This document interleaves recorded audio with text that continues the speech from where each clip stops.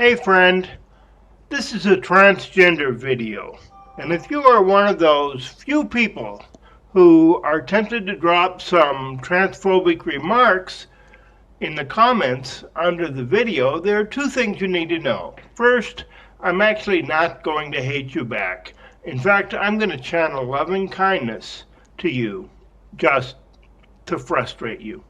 Second, if you go ahead and do put something nasty there, it's actually going to increase my income because it will tend to create a little drama or controversy, maybe more comments from others, leading YouTube's algorithm to send me more traffic, not less. So think about that.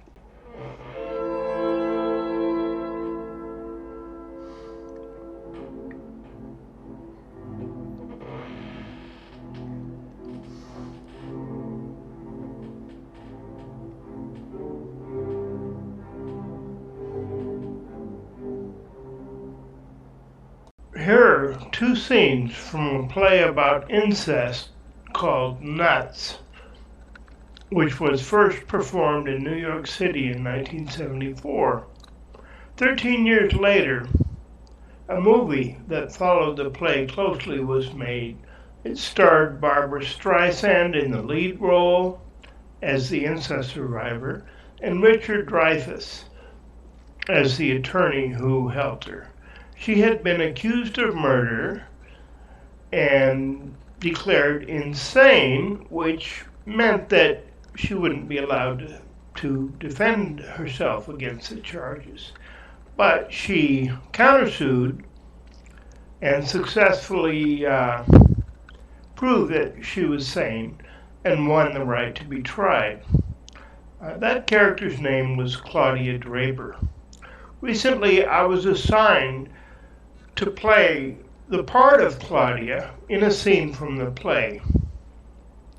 This video will present first the testimony of her stepfather, the perpetrator, as he partially incriminated himself, and that will be followed by my scene where Claudia describes what love actually meant in her family. I have linked the play and the movie in the description below. I have also provided a link to the Survivors of Incest Anonymous website where people like Claudia, survivors, help one another. Okay, here's the conversation between Claudia's attorney, the perpetrator, Arthur, Claudia's stepfather, and the judge. The attorney's name is Levinsky. Levinsky, do you think you were too loving? Maybe you spoiled her? Arthur, not a chance. Levinsky, but you did give her presents.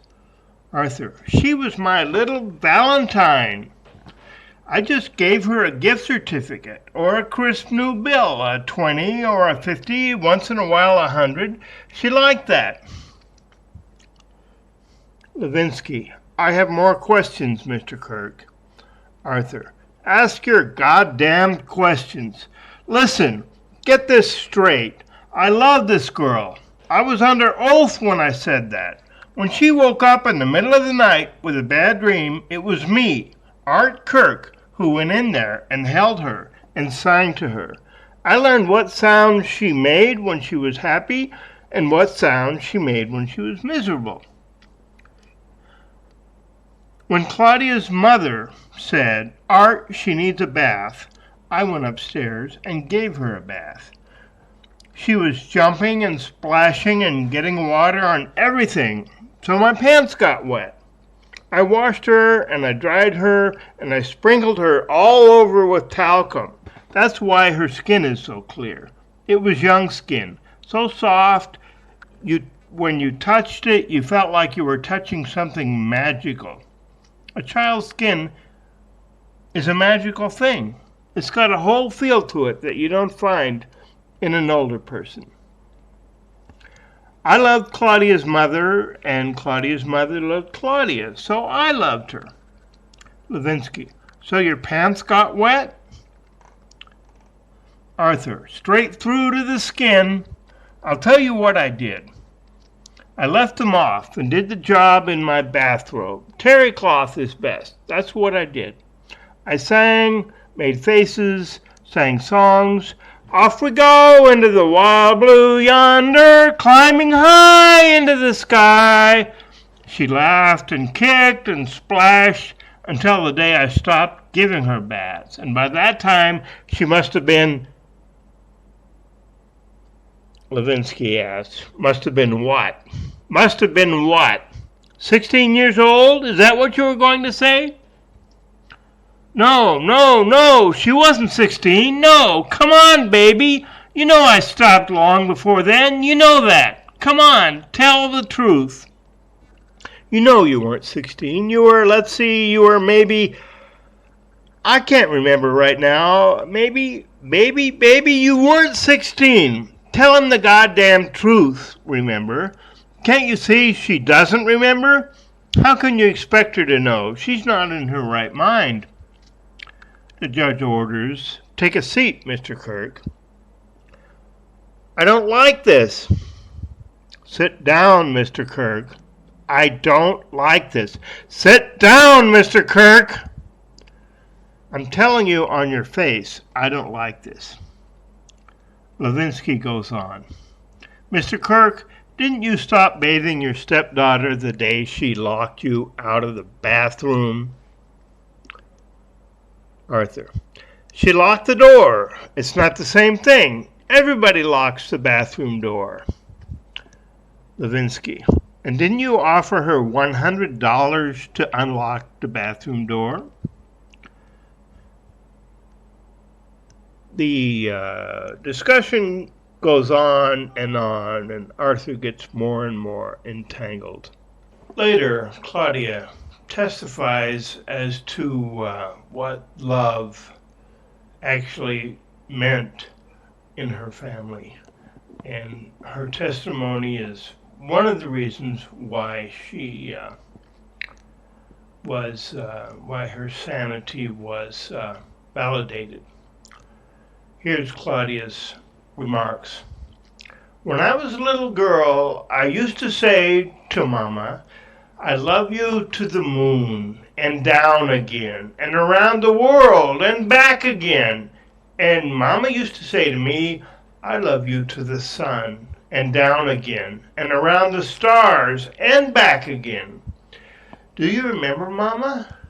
And I used to think, wow, I love Mama and Mama loves me. And what can go wrong? What went wrong, Mama? I loved you and you loved me, and what went wrong? You see, I know she loves me, and I know I love her, and so what? So what? She's over there, and I'm over here, and she hates me because of the things I've done to her, and I hate her because of the things she's done to me. You stand up there asking, do you love your daughter? And they say yes. And you think you've asked something real, and they think you've said something real. You think because you throw the word love around like a frisbee that we're all going to get warm and runny? No. Something happens to some people. They love you so much they stop noticing you're there because they're so busy loving you. They love you so much, their love is a gun and they fire it straight into your head. They love you so much you go right into the hospital. Yes, I know my mother loves me. Mama, I know you love me. And I know the one thing you learn when you grow up is that love is not enough. It's too much, and it's not enough.